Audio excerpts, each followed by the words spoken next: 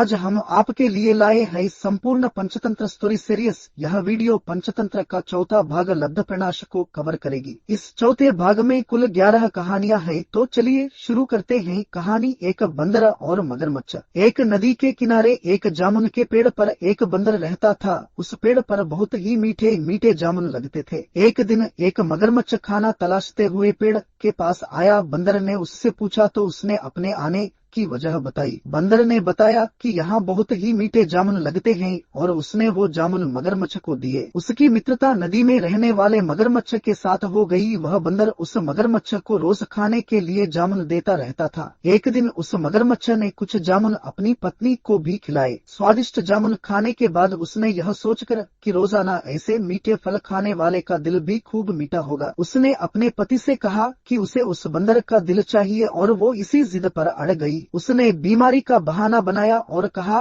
कि जब तक बंदर का कलेजा उसे मिलेगा वो पाएगी। पत्नी की जिद से मजबूर हुए मगरमच्छ ने एक चाल चली और बंदर से कहा कि उसकी भाभी उसे मिलना चाहती है। बंदर ने कहा कि वो भला नदी में कैसे जाएगा। मगरमच्छ ने उपाय सुझाया कि वह उसकी पीठ पर बैठ जाए ताकि सुरक्षित उसके घर पहुंच जाए। बंदर भी अपने मित्र की बात का भरोसा कर पेड़ से नदी में कूदा और उसकी पीठ पर सवार हो गया। जब वे नदी के बीचों बीच पहुंचे, मगरमच्छ ने सोचा कि अब बंदर को सही बात बताने में कोई हानि नहीं और उसने भेद खोल दिया कि उसकी पत्नी उसका दिल खाना चाहती है। बंदर का दिल टूट गया। उसको धक्का तो लगा लेकिन उसने अपना धैर्य नहीं खोया। बंदर तपाक से बोला, ओह मेरे मित्र, तुमने यह बात मुझे पहले क्यों नहीं बताई, क्योंकि मैंने तो अपना दिल जामुन के पेड़ में संभाल कर रखा है। अब जल्दी से मुझे वापस नदी के किनारे ले चलो ताकि मैं अपना दिल लाकर अपनी भाभी को उपहार में देकर उसे खुश कर सकूं। मूर्ख मगरमच्छ बंदर को जैसे ही नदी किनारे लेकर आया, बंदर ने जोर से जामुन के पेड़ पर छलांग लगाई और क्रोध में भरकर बोला, मूर्ख, दिल के बिना भी क्या कोई जिंदा रह सकता है? जा, आज से तेरी मेरी दोस्ती समाप्त। शिक्षा, मुसीबत के क्षणों में धैर्य नहीं खोना चाहिए। अनजान से दोस्ती सोच समझकर करनी चाहिए। मित्रता का सदैव सम्मान करे। कहानी 2 शेर, गीदड़ और मूर्ख गधा। एक घने जंगल में कराल केसर नाम का शेर रहता था। उसके साथ दूसरे का नाम का गीदड़ भी सदा सेवा कार्य के लिए रहा करता था। शेर को एक बार एक मत्त हाथी से लड़ना पड़ा था। तब से उसके शरीर पर कई घाव हो गए थे। एक टांग भी इस लड़ाई में टूट गई थी। उसके लिए एक कदम चलना भी कठिन हो गया था। जंगल में पशुओं का शिकार करना उसकी शक्ति से बाहर था। शिकार के बिना पेट नहीं भरता था। शेर और गीदड़ दोनों भूख से व्याकुल थे। एक दिन शेर ने गीदड़ से कहा, तू किसी शिकार की खोज कर के यहाँ ले आ, मैं पास में आए पशु की मार डालूंगा, फिर हम दोनों भर पेट खाना खाएंगे। गीदड़ शिकार की खोज में पास के गांव में गया। वहाँ उसने तालाब के किनारे लंबकर्ण नाम के गधे को हरी हरी घास की कोमल कोंपलें खाते देखा। उसके पास जाकर बोला, मामा नमस्कार, बड़े दिनों बाद दिखाई दिए हो, इतने दुबले कैसे हो गए? गधे ने उत्तर दिया, भगिनी पुत्र, क्या कहूँ, धोबी बड़ी निर्दयता से मेरी पीठ पर बोझा रख देता है और एक कदम भी ढीला पड़ने पर लाठियों से मारता है। घास मुट्ठी भर भी नहीं देता। स्वयं मुझे यहाँ आकर मिट्टी मिली घास के तिनके खाने पड़ते हैं, इसीलिए दुबला होता जा रहा हूँ। गीदड़ बोला, मामा यही बात है तो मैं तुझे एक जगह ऐसी बतलाता हूँ जहाँ मरकतमणि के समान स्वच्छ हरी घास के मैदान है, निर्मल जल का जलाशय भी पास ही है। वहाँ आओ और हंसते गाते जीवन व्यतीत करो। लंबकर्ण ने कहा, बात तो ठीक है भगिनी पुत्र, किंतु हम देहाती पशु हैं,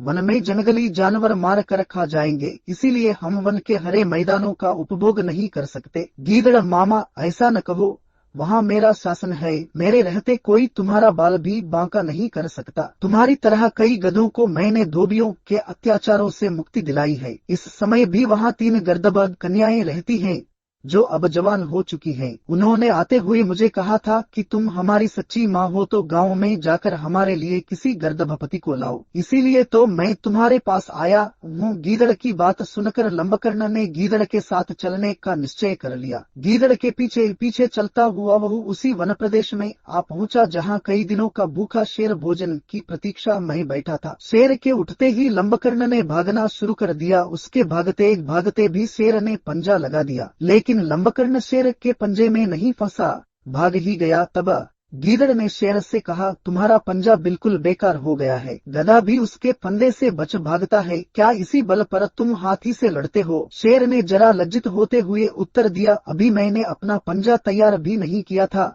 वह अचानक ही भाग गया, अन्यथा हाथी भी इस पंजे की मार से घायल हुए बिना भाग नहीं सकता। गीदड़ बोला, अच्छा तो अब एक बार और यत्न करके उसे तुम्हारे पास लाता हूँ, यह प्रहार खाली न जाए। शेर, जो गधा मुझे अपनी आंखों देख कर भागा है वह अब कैसे आएगा?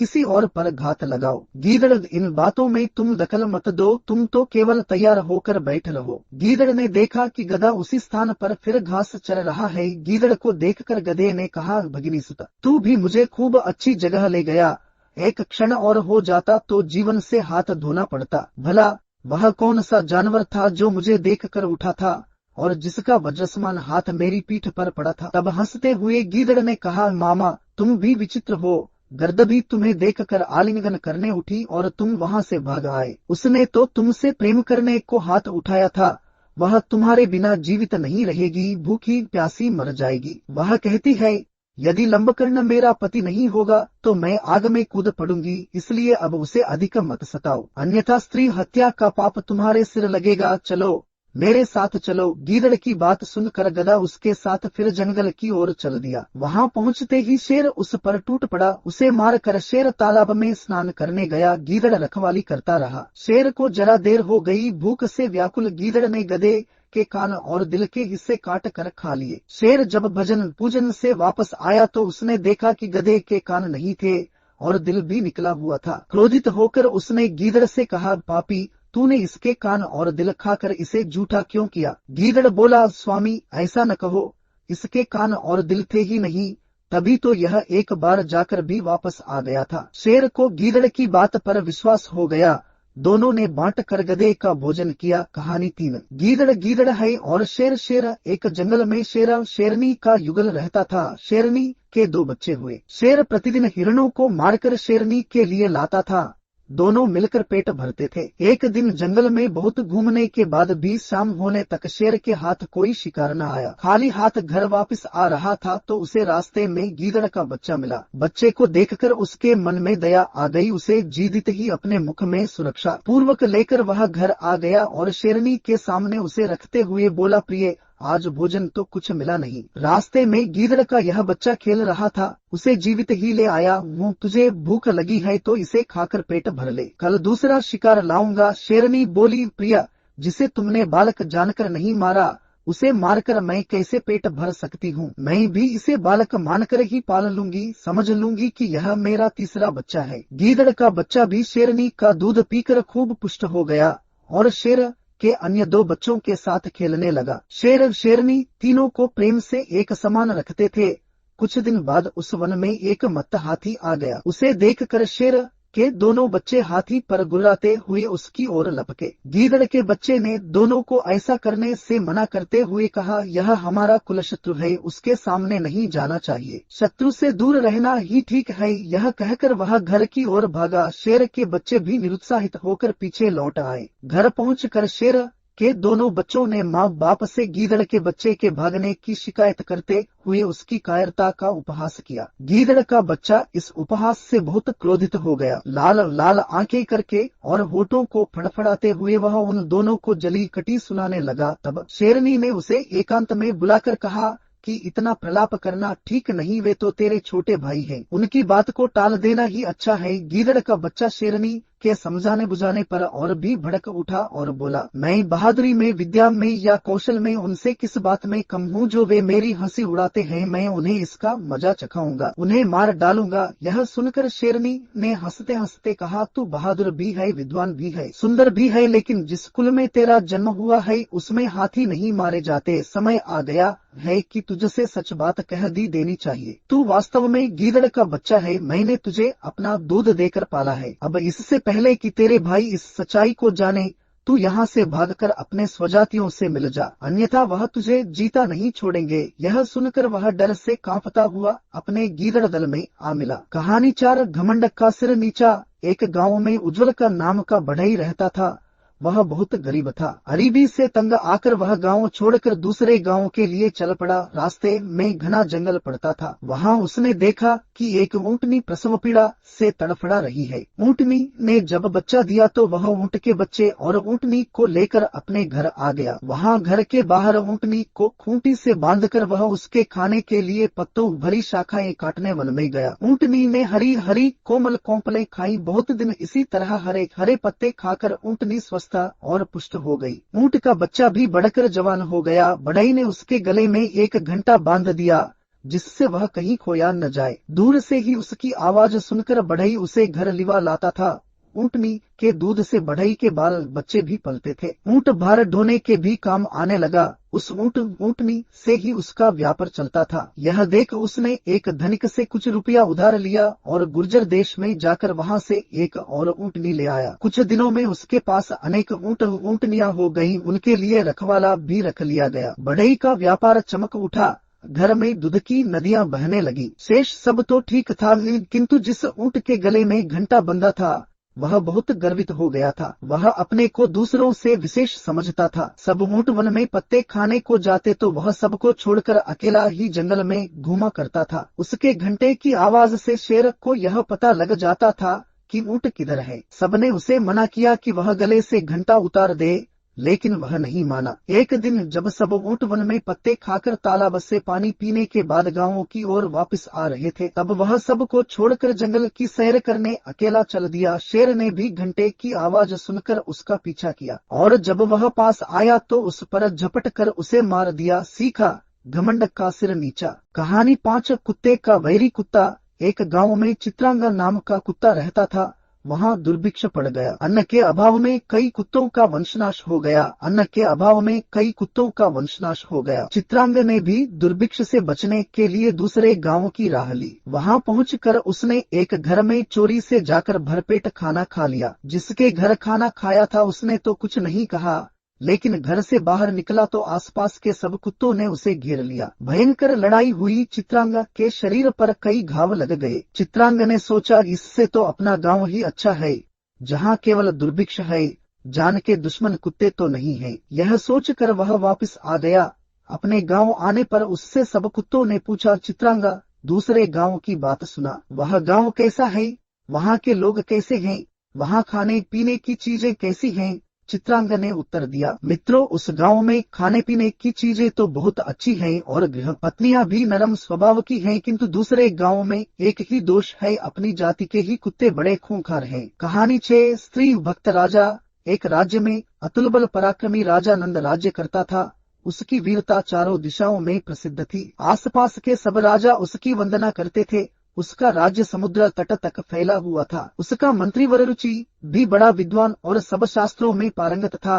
उसकी पत्नी का स्वभाव बड़ा तीखा था। एक दिन वह प्रणय कलह में ही ऐसी रुठ गई कि अनेक प्रकार से मनाने पर भी न मानी। तब वररुचि ने उससे पूछा, प्रिय तेरी प्रसन्नता के लिए मैं सब कुछ करने को तैयार हूँ, जो तू आदेश करेगी वही करूँगा। पत्नी ने कहा, अच्छी बात है, मेरा आदेश है कि तू अपना सिर मुंडा कर मेरे पैरों पर गिरकर मुझे मना, तब मैं मानूंगी। वररुचि ने वैसा ही किया। तब वह प्रसन्न हो गई। उसी दिन राजा नंद की स्त्री भी रुठ गई। नंद ने भी कहा, प्रिय तेरी अप्रसन्नता मेरी मृत्यु है, तेरी प्रसन्नता के लिए मैं सब कुछ करने के लिए तैयार हूँ, तो आदेश कर, मैं उसका पालन करूंगा। नंद पत्नी बोली, मैं चाहती हूँ कि तेरे मुख में लगाम डालकर तुझ पर सवार हो जाऊं और तू घोड़े की तरह हिनहिनाता हुआ दौड़े। अपनी इस इच्छा के पूरी होने पर ही मैं प्रसन्न होऊंगी। राजा ने भी उसकी इच्छा पूरी कर दी। दूसरे दिन सुबह राजा दरबार में जब वररुचि आया तो राजा ने पूछा, मंत्री किस पुण्य काल में तूने अपना सिर मुंडाया है? वररुचि ने उत्तर दिया, राजन मैंने उस पुण्य काल में सिर मुंडाया है जिस काल में पुरुष मुख में लगाम डालकर हिनहिनाते हुए दौड़ते हैं। राजा यह सुनकर बड़ा लज्जित हुआ। कहानी 7 मेंढक राजा और नागा। एक कुएं में बहुत से मेंढक रहते थे। उनके राजा का नाम था गंगदत्त। गंगदत्त बहुत झगड़ालू स्वभाव का था। आसपास 2-3 और भी कुएं थे, उनमें भी मेंढक रहते थे। हर कुएं के मेंढकों का अपना राजा था। हर राजा से किसी न किसी बात पर गंगदत्त का झगड़ा चलता ही रहता था। वह अपनी मूर्खता से कोई गलत काम करने लगता और बुद्धिमान मेंढक रोकने की कोशिश करता तो मौका मिलते ही अपने पाले गुंडे मेंढकों से पिटवा देता। कुएं के मेंढकों के भीतर गंगदत्त के प्रति रोष बढ़ता जा रहा था। घर में भी झगड़ों से चैन न था। अपनी हर मुसीबत के लिए दोष देता।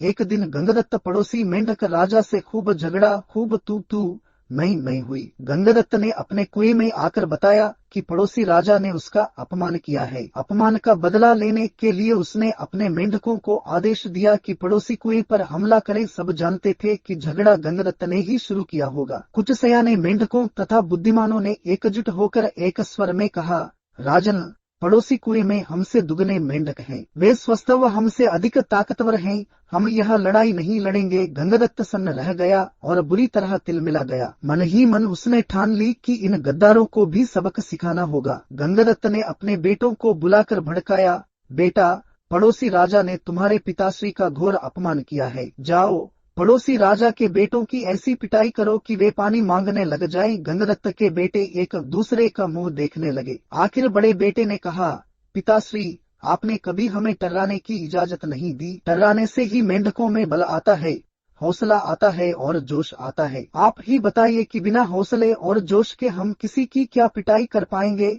अब गंगदत्त सबसे चिढ़ गया। एक दिन वह कुड़ता और बड़बड़ाता कुएं से बाहर निकल इधर उधर घूमने लगा। उसे एक भयंकर नागपास ही बने अपने बिल में घुसता नजर आया। उसकी आंखें चमकी। जब अपने दुश्मन बन गए हों तो दुश्मन को अपना बनाना चाहिए, यह सोच वह बिल के पास जाकर बोला, नागदेव, मेरा प्रणाम। नागदेव फुफकारा, अरे मेंढक, मैं तुम्हारा बैरी हूँ, तुम्हें खा जाता हूँ और तू मेरे बिल के आगे आकर मुझे आवाज दे रहा है। गंगदत्त टराया, हे नागा, कभी कभी शत्रुओं से ज्यादा अपने दुख देने लगते हैं। मेरा अपनी जाति वालों और सगों ने इतना घोर अपमान किया है कि उन्हें सबक सिखाने के लिए मुझे तुम जैसे शत्रु के पास सहायता मांगने आना पड़ा है। तुम मेरी दोस्ती स्वीकार करो और मजे करो। नाग ने बिल से अपना सिर बाहर निकाला और बोला, मजे? कैसे मजे? गंगदत्त ने कहा, मैं तुम्हें इतने मेंढक खिलाऊंगा कि तुम मोटाते अजगर बन जाओगे। नाग ने शंका व्यक्त की, पानी में मैं जा नहीं सकता, कैसे पकड़ूंगा मेंढक? गंगदत्त ने ताली बजाई, नाग भाई, यही तो मेरी दोस्ती तुम्हारे काम आएगी। मैंने पड़ोसी राजाओं के कुओं पर नजर रखने के लिए अपने जासूस मेंढकों से गुप्त सुरंगें खुदवा रखी हैं। हर कुएं तक उनका रास्ता जाता है। सुरंगें जहां मिलती हैं वहां एक कक्ष है। तुम वहां रहना और जिस मेंढक को खाने के लिए कहूँ उन्हें खाते जाना। नाग गंगदत्त से दोस्ती के लिए तैयार हो गया, क्योंकि उसमें उसका लाभ ही लाभ था। एक मूर्ख बदले की भावना में अंधे होकर अपनों को दुश्मन के पेट के हवाले करने को तैयार हो तो दुश्मन क्यों न इसका लाभ उठाए। नाग गंगदत्त के साथ सुरंग कक्ष में जाकर बैठ गया। गंगदत्त ने पहले सारे पड़ोसी मेंढक राजाओं और उनकी प्रजाओं को खाने के लिए कहा। नाग कुछ सप्ताहों में सारे दूसरे कुओं के मेंढकों को सुरंगों के रास्ते जाकर खा गया। जब सब समाप्त हो गए तो नाग गंगदत्त से बोला, अब किसे खाऊं, जल्दी बता। 24 घंटे पेट फुल रखने की आदत पड़ गई है। गंगदत्त ने कहा, अब मेरे कुएं के सभी सयाने और बुद्धिमान मेंढकों को खाओ। वह खाए जा चुके तो प्रजा की बारी आई। गंगदत्त ने सोचा, प्रजा की ऐसी की तैसी हर समय कुछ न कुछ शिकायत करती रहती है। उनको खाने के बाद नाग ने खाना मांगा तो गंगदत्त बोला, नाग मित्र, अब केवल मेरा कुनबा और मेरे मित्र बचे हैं। खेल खत्म और मेंढक हजम। नाग ने फन फैलाया और फुफकारने लगा, मेंढक, मैं अब कहीं नहीं जाने का, तू अब खाने का इंतजाम कर वरना। गंगदत्त की बोलती बंद हो गई। उसने नाग को अपने मित्र खिलाए, फिर उसके बेटे नाग के पेट में गए। गंगदत्त ने सोचा कि मैं और मेंढकी जिंदा रहे तो बेटे और पैदा कर लेंगे। बेटे खाने के बाद नाग फुफकारा, और खाना कहाँ है? गंगदत्त ने डरकर मेंढकी की ओर इशारा किया। गंगदत्त ने स्वयं के मन को समझाया, चलो बूढ़ी मेंढकी से छुटकारा मिला, नई जवान मेंढकी से विवाह कर नया संसार बसाऊंगा। मेंढकी को खाने के बाद नाग ने मुंह फाड़ा, खाना। गंगदत्त ने हाथ जोड़े, अब तो केवल मैं बचा हूँ, तुम्हारा दोस्त गंगदत्त, अब लौट जाओ। नाग बोला, तू कौन सा मेरा मामा लगता है, और उसे हड़प गया। सीख, अपनों से बदला लेने के लिए जो शत्रु का साथ लेता है उसका अंत निश्चित है। कहानी 8 कुम्हार की कहानी। युधिष्ठिर नाम का कुम्हार एक बार टूटे हुए घड़े के नुकीले ठीकरे से टकरा कर गिर गया। गिरते ही वह ठीकरा उसके माथे में घुस गया। खून बहने लगा। घाव गहरा था।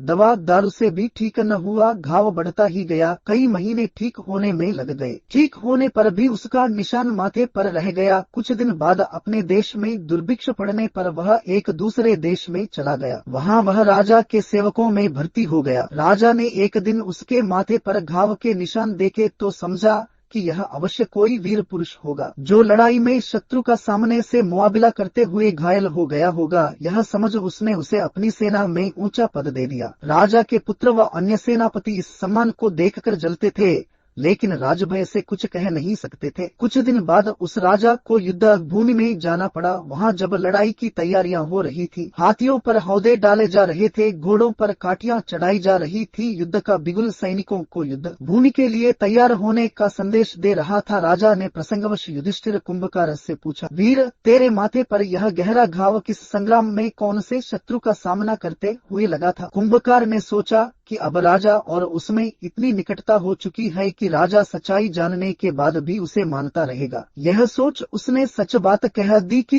यह घाव हथियार का घाव नहीं है, मैं तो कुंभकार हूँ। एक दिन शराब पीकर लड़खड़ाता हुआ जब मैं घर से निकला तो घर में बिखरे पड़े घड़ों के ठीकरों से टकरा कर गिर पड़ा। एक नुकीला ठीकरा माथे में गड़ गया, यह निशान उसका ही है। राजा यह बात सुनकर बहुत लज्जित हुआ और क्रोध से कांपते हुए बोला, तूने मुझे ठगकर इतना ऊंचा पद पा लिया, अभी मेरे राज्य से निकल जा। कुंभकार ने बहुत अनुनय विनय की, मैं युद्ध के मैदान में तुम्हारे लिए प्राण दे दूंगा, मेरा युद्ध कौशल तो देख लो। किंतु राजा ने एक बात न सुनी। उसने कहा कि भले ही तुम सर्वगुण संपन्न हो, शूर हो, पराक्रमी हो, किंतु हो तो कुंभकार ही। जिस कुल में तेरा जन्म हुआ है वह शूरवीरों का नहीं है। तेरी अवस्था उस गीदड़ की तरह है जो शेरों के बच्चों में पलकर भी हाथी से लड़ने को तैयार न हुआ था। इसी तरह राजा ने कुंभकार से कहा, तू भी इससे पहले कि अन्य राजपुत्र तेरे कुम्हार होने का भेद जाने और तुझे मार डाले, तू यहाँ से भागकर कुम्हारों में मिल जा। अंत में कुम्हार वह राज्य छोड़कर चला गया। कहानी 9। शेर की खाल में गदा।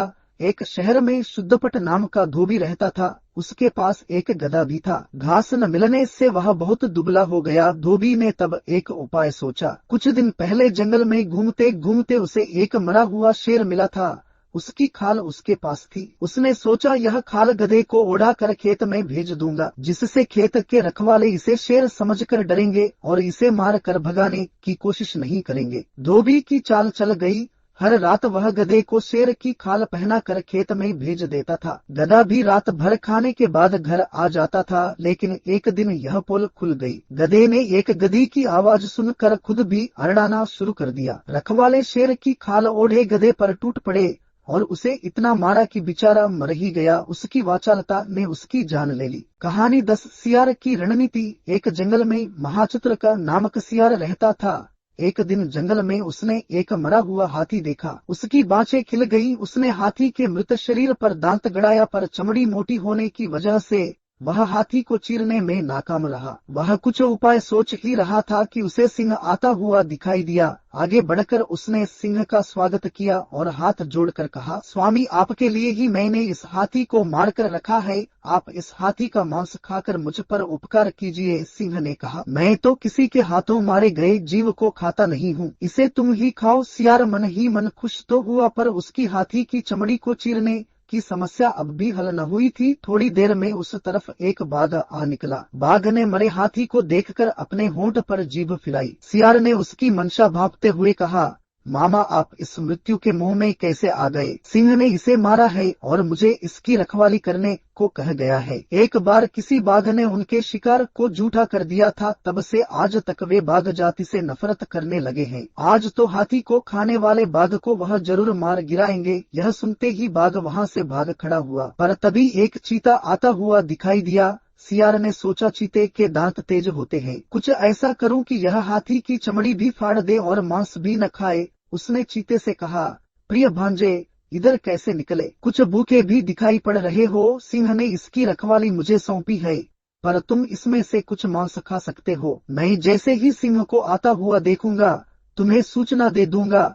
तुम सरपट भाग जाना। पहले तो चीते ने डर से मांस खाने से मना कर दिया, पर सियार के विश्वास दिलाने पर राजी हो गया। चीते ने पल भर में हाथी की चमड़ी फाड़ दी। जैसे ही उसने मांस खाना शुरू किया कि दूसरी तरफ देखते हुए सियार ने घबरा कर कहा, भागो सिंह आ रहा है। इतना सुनना था कि चीता सरपट भाग खड़ा हुआ। सियार बहुत खुश हुआ। उसने कई दिनों तक उस विशाल जानवर का मांस खाया। सिर्फ अपनी सूझबूझ से छोटे से सियार ने अपनी समस्या का हल निकाल लिया। सीखा, बुद्धि के प्रयोग से कठिन काम भी संभव हो जाता है। कहानी 11। स्त्री का विश्वास। एक स्थान पर एक ब्राह्मण और उसकी पत्नी बड़े प्रेम से रहते थे, किंतु ब्राह्मणी का व्यवहार ब्राह्मण के कुटुंबियों से अच्छा नहीं था। परिवार में कलह रहता था। प्रतिदिन के कलह से मुक्ति पाने के लिए ब्राह्मण ने माँ बाप भाई बहन का साथ छोड़कर पत्नी को लेकर दूर देश में जाकर अकेले घर बसाकर रहने का निश्चय किया। यात्रा लंबी थी। जंगल में पहुंचने पर ब्राह्मणी को बहुत प्यास लगी। ब्राह्मण पानी लेने गया। पानी दूर था, देर लग गई।